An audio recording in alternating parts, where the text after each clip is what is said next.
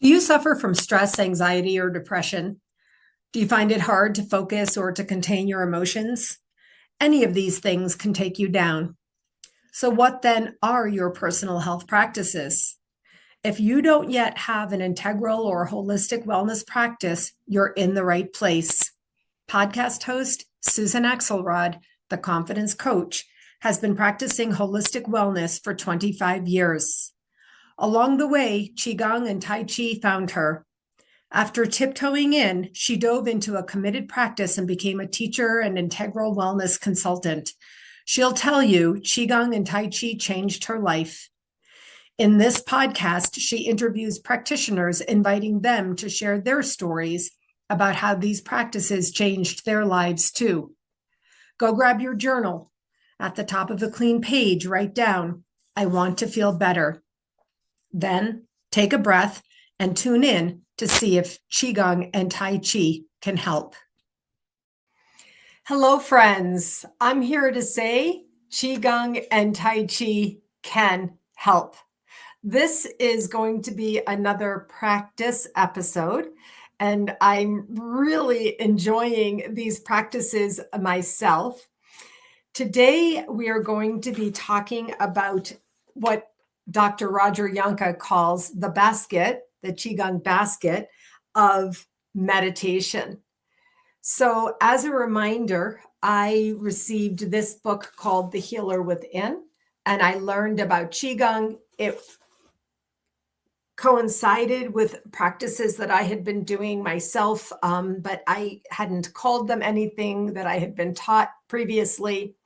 And I learned that we can use simple constructs, like, for example, 4 baskets, to inform a more well life.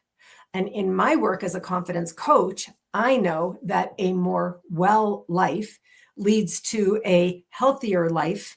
And from a healthier state of being, we feel and are more confident. And that's why I'm in this work. And that's why I'm having these conversations with you today. So today, Oli Smith, who has been practicing with us in other episodes, is going to do the basket of meditation. Before I bring him on, I would like to read his bio so you know who he is. Oli Smith is a certified senior and integral trainer with the Institute of Integral Qigong and Tai Chi, and a master teacher in the Liu family lineage of medical Qigong with the Lingui International Healing Qigong School. He received his doctorate in acupuncture and Chinese medicine from Taoist Traditions College of Chinese Medical Arts and has been practicing classical Chinese medicine in Durango, Colorado since 2005. He regularly leads classes and workshops focused on Qigong and Tai Chi. Hello, my friend. Welcome back to the center stage, practicing Qigong.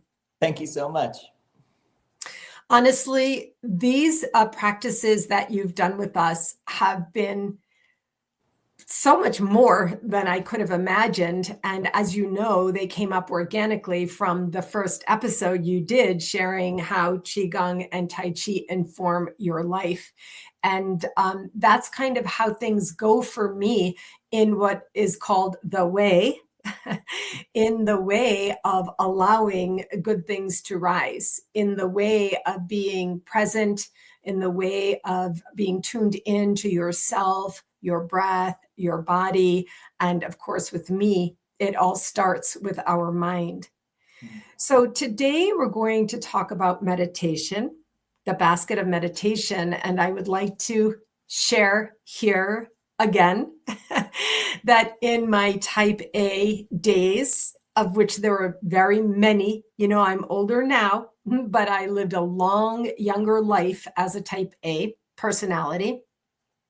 I was immediately the person who would say, I can't meditate.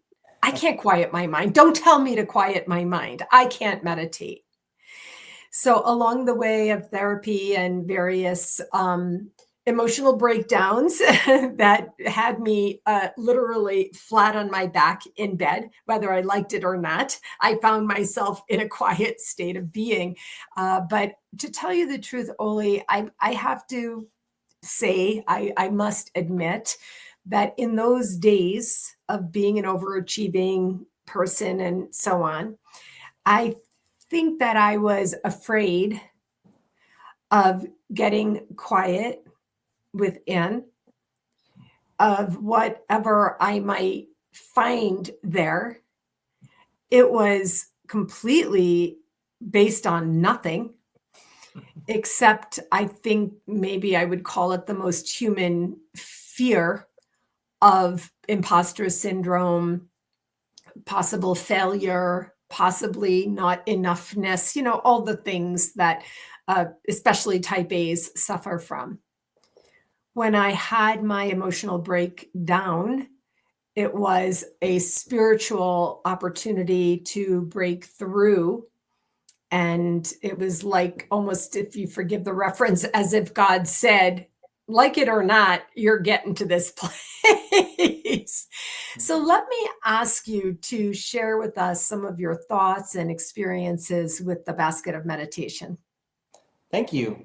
Yeah, I think you're exactly right as far as resistance to meditation because possibly not wanting to feel certain things that we might feel when we get still and allow things to arise. And it's interesting because, over the past several years, mindfulness and meditation has really become much more mainstream. Yeah. And I've seen articles, in publications like Psychology Today, talking about the dark side of meditation and how, people start meditating and then they start having these crises.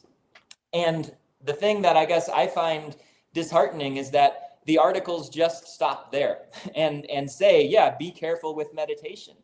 And I feel that, getting in touch with some of those things and some of the crises that may arise, that's actually part of the process of meditation. That's kind of the point, is to get still so that we can notice the movement that's still going on within the stillness. And typically that movement is going to be associated with an aspect of our mind or our emotions. Sometimes that can be an aspect of our physical body as well, just restlessness, discomfort, something that's held. And so the fact that those things arise isn't a dark side of meditation. That's not a bug, that's a feature, Right. And when it arises, then what we have the opportunity to is to be with those things. And that's where I feel like when we're looking at this from the perspective of Qigong and Tai Chi, we have some tools that we can bring to those crises when they arise. And as we've talked about before, the primary foundational principle of Qigong and Tai Chi is yin and yang, is the symbol that you have right over your shoulder. And so within that, we have two things that I think can be very helpful. One is that yin and yang are constantly cycling into each other. They're becoming each other, just like day becomes night and winter becomes summer and an inhalation becomes an exhalation. We can also say that yin and yang can be summed up as this too shall pass. This idea of impermanence, that things arise and they will go. They don't exist in perpetuity forever. And so that can be a source of relief, a source of comfort. If we're feeling uncomfortable, we know eventually it will shift somehow, some way. Another thing that becomes evident when we're thinking about yin and yang is this idea that yin cannot exist without yang and yang cannot exist without yin. So there's this idea of interdependence, of dependent origination, that nothing is in and of itself an absolute thing. Everything that we experience is the result of different causes and conditions. And so if we're having something difficult arise within us, if we're struggling with a difficult emotion or a difficult situation that as we're trying to be still, it keeps bubbling up to the surface, we can sit with that and we can bring that awareness to that, as that this isn't just a situation that exists independently from everything else. There are causes and conditions that are contributing to this. And so what's contributing to it? How am I feeding into it? what can I do to maybe allow it to change, even if that's just giving it some space and room to breathe. And so these are things that we can bring in to those difficult times that may arise during meditation, that actually then might be a source of insight or information that then when we're done meditating and we go back to our lives, we've actually gotten something from it. So again, I feel like as mindfulness and meditation has become more mainstream, it's almost just become this idea of, oh, it just helps me to calm, to settle down, to just relax, which is true, but it's also a great source of insight, and it's an opportunity to process and to get in touch with an aspect of ourselves that has a broader and a deeper perspective that can help provide us with information on how to continue to move forward, to continue to grow, to continue to develop. I mean, I really want to encourage people to play back those last few minutes to listen to you again say these things. We didn't practice this. We don't have a script between us. I didn't know what you were going to say here, but I literally indicated first that I was in that place, that I was afraid to hear what I might hear when I got quiet inside. I want to say another saying that I created many years ago is contrast serves us. Contrast serves us. So this is before I knew yin and yang. I mean, this is like contrast serves us. What do I mean by that is you can't know joy if you know only joy.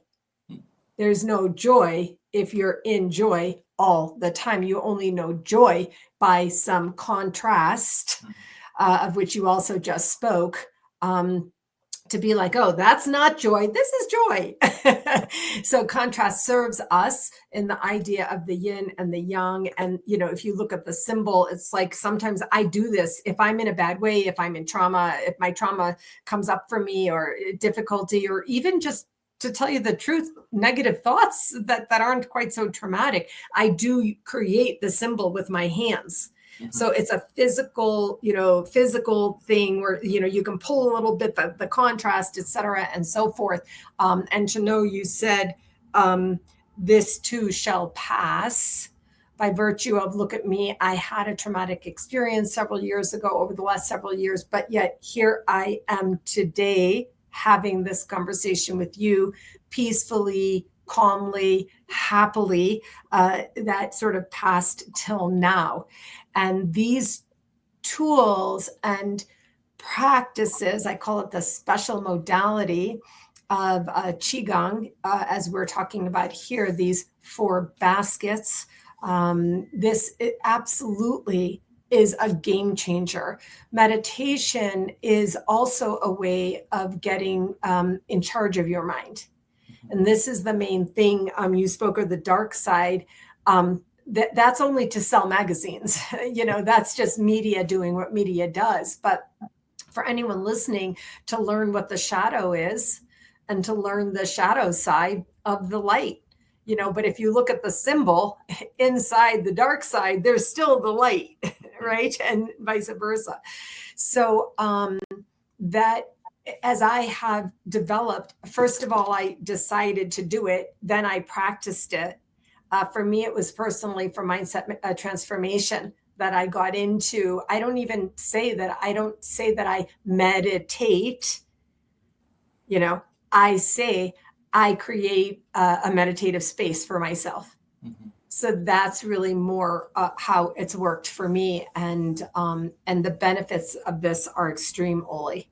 Yes, yeah, and I would also say a lot of what is called meditation, I would actually, and this isn't a me thing, this is just out there, it's really more concentration. I think what often is referred to as meditation is a balance between concentration and relaxation. Like, that's what we're doing. We're finding this balance. If we're too relaxed, the mind drifts, we fall asleep. If we're too concentrated, we might start to feel tense and uncomfortable. And so it's this balance of feeling relaxed, but with a focus that we have, whether that focus is the alignment of the body, the movement of the breath, what thoughts are arising in our minds. We're concentrated on those, but not so rigidly. We have, we can find the space around those things. We can have that balance between concentration and relaxation. And then within that, then we have those glimpses where it becomes effortless. And that might be more of what we might think of as meditation. And I know my own personal experience, like, yeah, I have glimpses of that during my meditations, and sometimes they're very short-lived and sometimes they may last a little bit longer. But I don't think I've ever had an experience where it's only meditation all the way through. It's mostly relaxation, concentration with these experiences of meditation that kind of come and go throughout. And then when you have those glimpses, I think it then becomes easier to find them, whether you're in your meditation practice or whether you're out in the world. And I think that's where, again, as you've said in the past, like, that's why we call it a practice. Mm.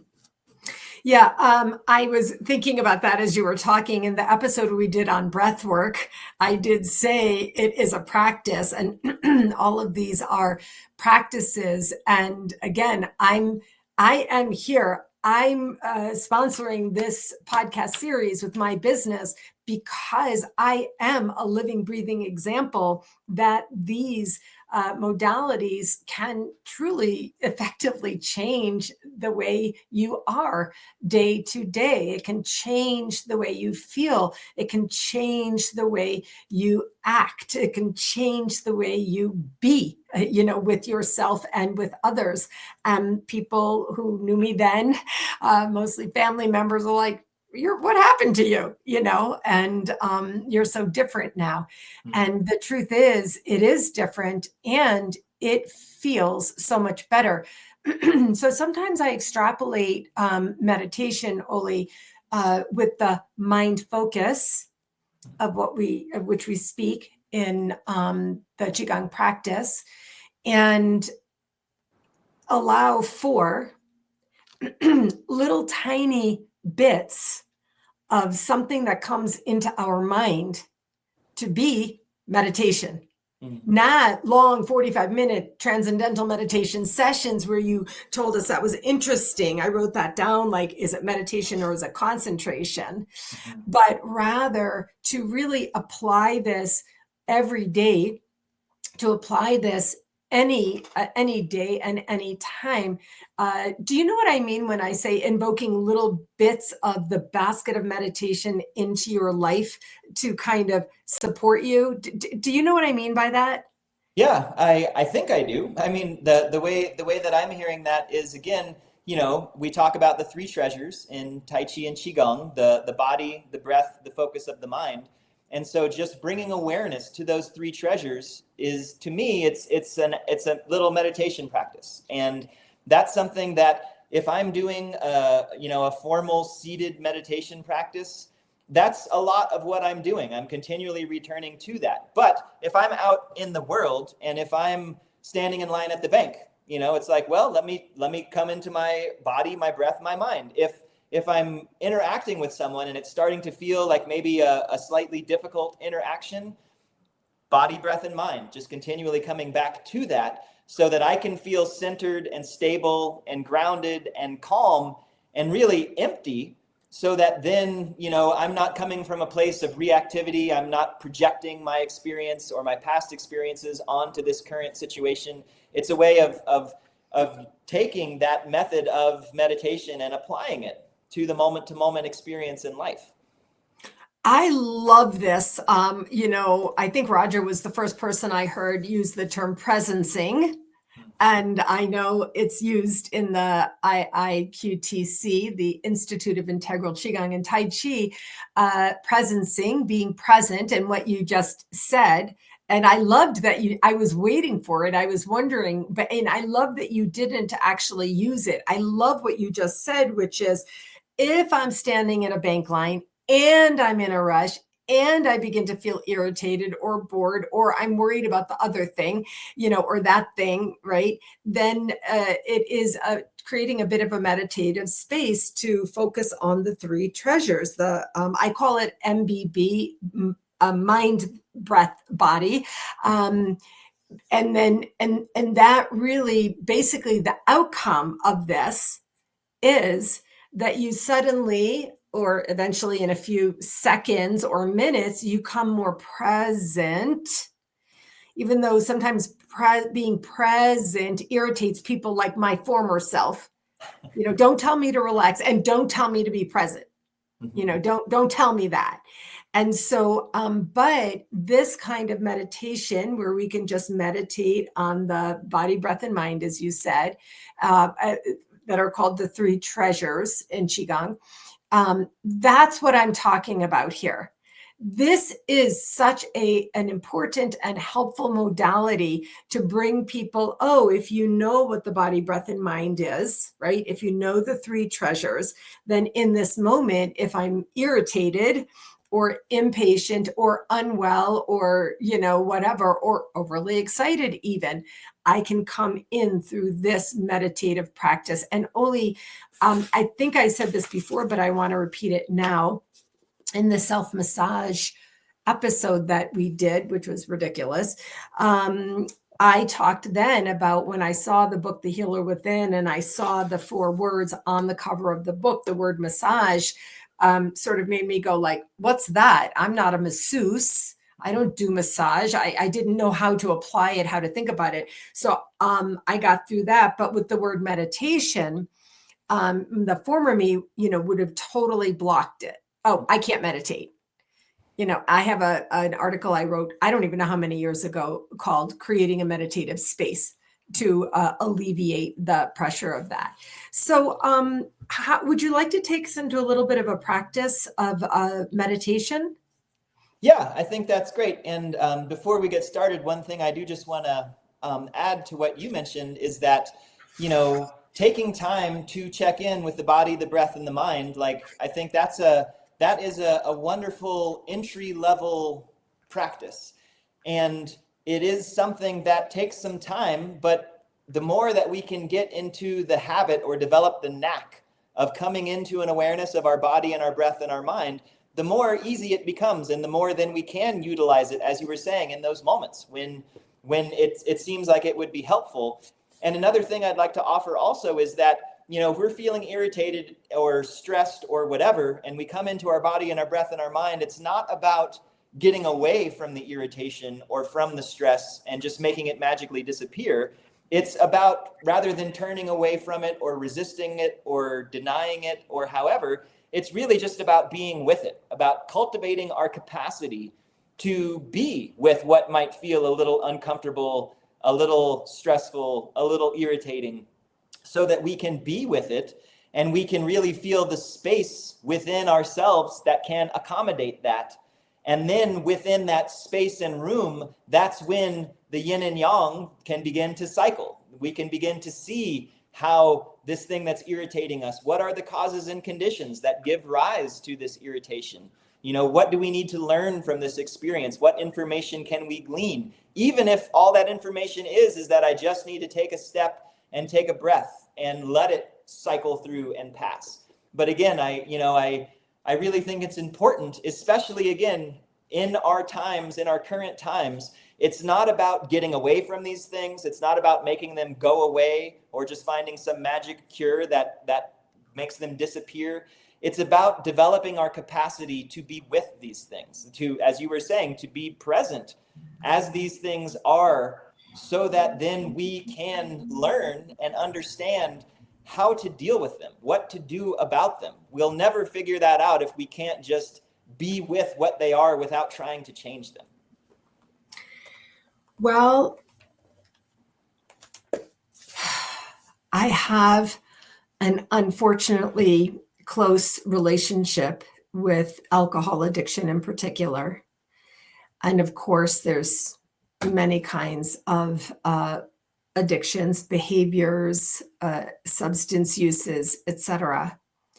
And so I'm just got very serious inside myself to say that I can't stress enough how important it is to develop your words I just wrote down, to develop a capacity with how to deal with difficulties, worries, feelings that stem from emotions like shame or, fear.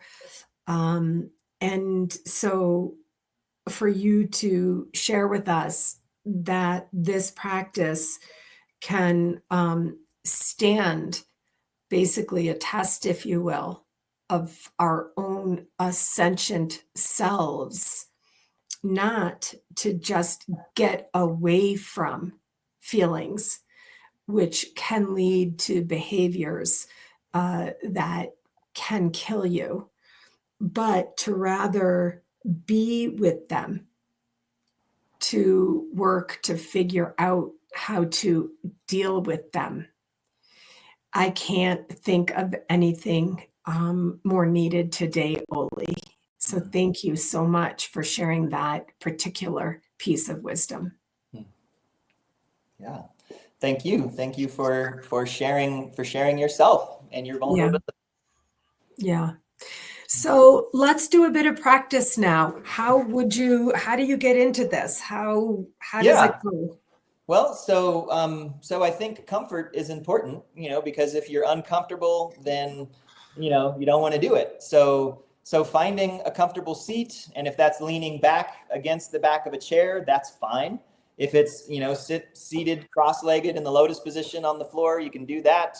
If you want to stand even, lying down is even okay. The one thing about lying down is you might get so relaxed that then you just kind of drift off. So I recommend to people, if they are going to do lying down during a meditation, what I like to do, if I was on the ground, I like to just prop my arm up and have my elbow resting on the ground so that if I start to fall asleep and my hand drifts, it kind of wakes me back up. So that's a technique that people can try. We're not going to do a very long meditation. And that's another thing to keep in mind, is that meditation doesn't have to be long to be effective. It's quality, not quantity. And there are certain traditions, like I'm aware of a certain Tibetan tradition where the meditations are short. They might do 3 to 5 minute meditations. They might do, 20 of those 3 to 5 minute meditations in succession, but they'll meditate for a little bit, take a break, meditate for a little bit. And so, or even again, if it's just the length of one deep breath, that can count. And so it's starting somewhere. And so what we're going to do today is just a very simple meditation focused on the 3 treasures, just moving through those, just to have an experience of that. And as I mentioned, this is kind of like an entry-level practice. And so it's a great place to begin to develop the knack of paying attention and noticing these things.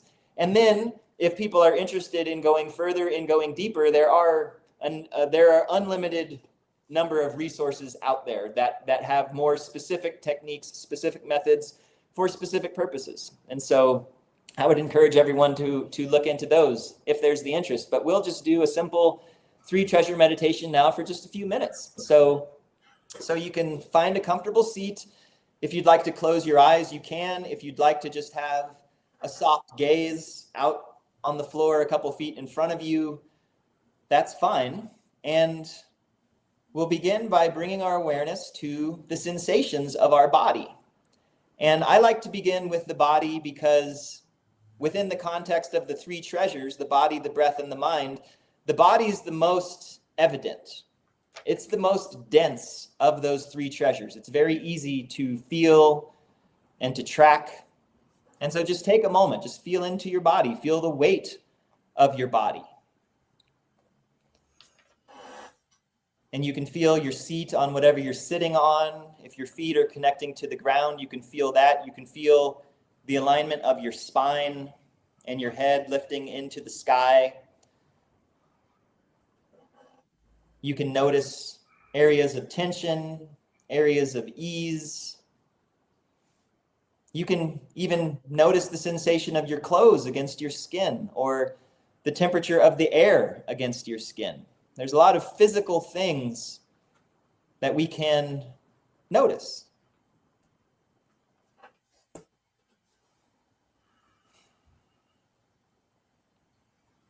And as we settle into our body and the shape of our body, we can expand our awareness to include the breath and the movement of the breath into and through the body.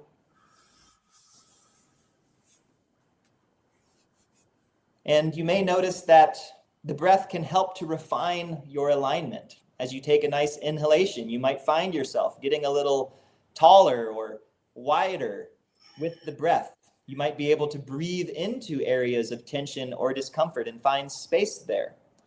As you exhale, you might feel a gentle settling or relaxation of the body. So using the breath to bring you more into an awareness of your body.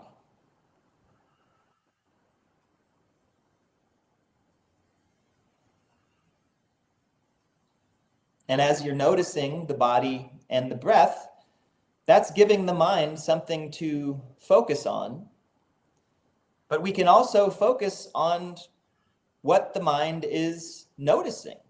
Like we can notice that we can notice, which to me feels like something beyond mind.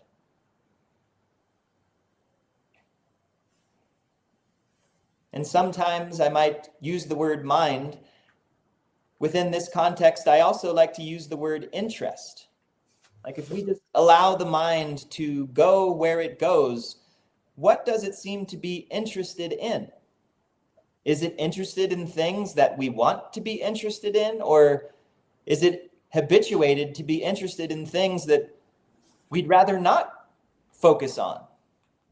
And if that's the case, you might notice you do have the ability to shift the focus of your interest. And in this moment, you have an opportunity to shift the interest of your mind to the sensations in your body, whether those are physical sensations or emotional or energetic sensations. You can focus on the movement of the breath and what it feels like to not only take a breath, but what it feels like to receive a breath.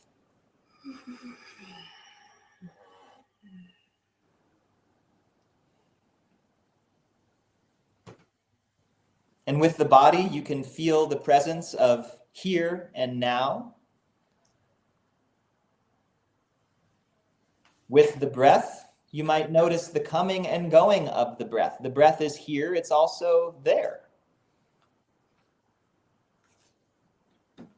With the mind, you might be aware that the mind can be everywhere.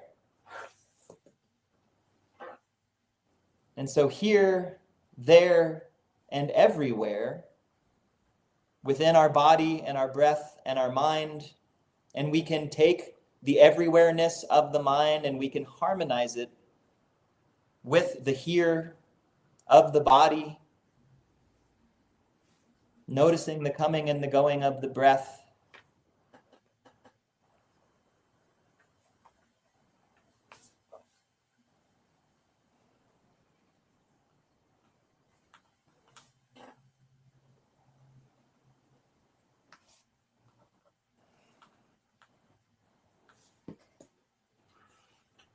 And then whenever you're ready, you can slowly open your eyes.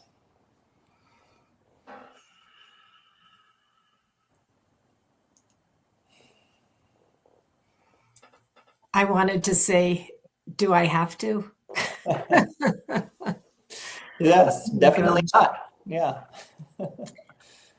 I want to bring attention to the idea that you shared with us in that meditation just now of mind versus interest. And you said, notice what the mind is interested in. You said, is it interested in things that we want to be interested in? Or is it habituated to focus on other things? You could fill in negative, fill in bad, fill in difficult things that in our lower state of consciousness, often we do focus on. In this meditative space that you've created here, focusing on the body, breath, and mind, you're elevating the conscious awareness to be more in charge of that which you want versus the habituated co-opting of the mind by that which is out there. To the people who are listening, not viewing, I have my one hand pulling something out of the other, like as if things, our mind is being pulled out of us.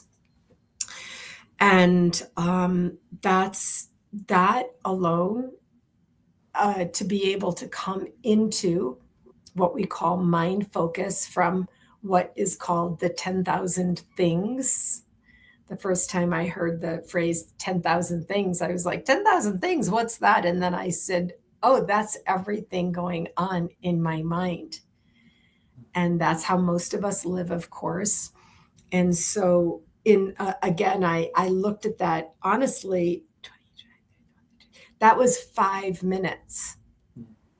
5 minutes to come in. You incorporated a bit of breath practice. You invited us to notice. Then you invited us, to adjust the autonomic nervous system with that breath.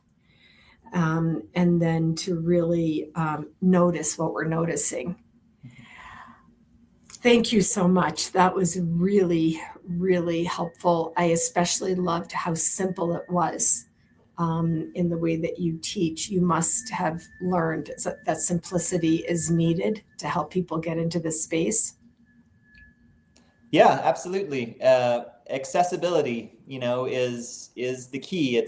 There are very complex methods out there, but what good are they if we never do them? If they're too complex to learn and to practice, then what purpose do they serve? So doing what is accessible, doing what we do, that's the best practice. Yes. Doing the doing thing of the doing is the thing, and practicing it all yes. Like one of my way. I think this was Roger, where he likes to say, what's the best form of Qigong to do? It's the one that you practice. That's the one. I mean, I am absolutely that's why, and that's partly why when I learned about Roger and the Institute and decided to see how the training went, that it really spoke to me, because I'm kind of in charge of myself. I don't like it when other people tell me to do it their way. It's hard for me. I resist. And so, Roger's way and the way you teach, and you've said this so many times, and you said it to us today with the meditation to get comfortable for you. Do it in a way that works for you, and then you'll do it. And that is the most important thing. And your focus on don't worry about getting it right. You've said this so many times in our classes that I've taken with you. Don't worry about getting it right.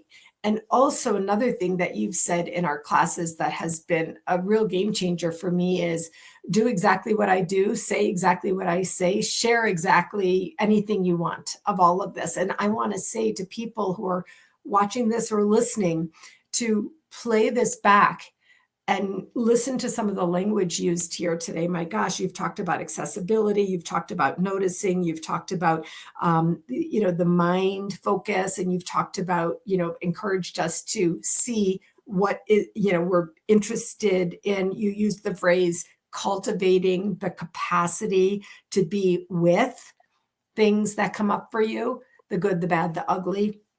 And I love, really, Oli, this is a language that I do encourage people to see and realize and learn.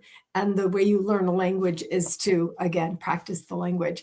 So if I just want to also point out one word that you said that I thought was really great, which was the way that the interest of our mind can be co-opted. And I think that is so important. And again, I think that's where a practice like meditation can be so helpful, is to really notice the ways that our minds and the focus and the interest of our minds and our emotional energy and our physical energy can be and has been or is attempted to be co-opted by people outside of ourselves for their own reasons that have nothing to do with our benefit or our well-being. And how many of us, again, especially nowadays with all that's going on in the world, are we feeling a certain way because someone told us to feel that way, or that our minds are so focused on certain things because that's what's constantly being put in front of us? And to what extent are we aware of the choices that we are making to allow that to happen or to not happen? And that's where, we've talked about these practices before, and that's also, it ties into the accessibility piece and doing it in the way that works for us. Is these practices are about empowerment, and they're empowering us to have control or to have direction over what we're focusing on, what we're interested in, what we're putting our energy into. I think one of the most profound teachings I ever received was focus on what you want. Don't focus on what you don't want, because you're going to get what you're focusing on, what you're putting your energy into. That's what you're feeding into. And so if you're so focused on things that make you mad and angry and feel helpless and feel full of despair, then focus on something different. Maybe it's focusing on the solutions that come from that, or maybe it's focusing on things that aren't that. Focus on what you want, like, peace and love and happiness and harmony and the beauty of nature and the connectedness of community. And focus on that and cultivate that. And that's what you'll have. That's what we'll all have. Mm-hmm. And so again, I love that you said that the interest of our mind can be co-opted, but only if we allow it to be. Exactly so. And it takes practice. It takes practice to come back in. If you learn Qigong and you learn the 10,000 things to the one, and the one is here, and you could just do the physical gathering with your hands. There's the physical movement supports bringing the mind in. And yes, what you focus on, you achieve. I mean, I've had that written in the side pocket of my car, no exaggeration, for decades. And the other lesson that I teach with that is time is passing anyway. So instead of regretting time past that you didn't do something, and instead of challenging and questioning and thinking that it's not going to work, you could just try some things and keep at it. When you remember, come back, and you'll see that there will be change and progression. I'm working this year to finally complete a goal or a vision that I had set 5 years ago, Oli. So I'm like, okay, well, it took 5 years, but I wasn't really focusing on that, I guess. And so time is passing anyway. And so these practices are a great way for you to pass your time. Can't say how much that is true. What you focus on, you achieve. And that's why I'm doing this. Oli, to tell you the truth, I just had this idea. I just thought of it because Qigong has, in fact, changed my life. That's how I named the title of this podcast. And that's why I'm interviewing others, so that many others can see there may be practices, any one of them, embedded in these conversations that might serve and support your soul and the rising of your soul. And that's it.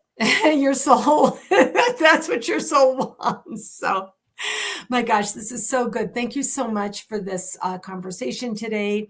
Thank you for the edification. And also, as always, thank you for the practice. I'm always grateful. I always appreciate it. And there's still one more to go, and I'm looking forward to the practicing the basket of body movement as well. So thank you, Oli. I'll see you again soon. Thank you so much.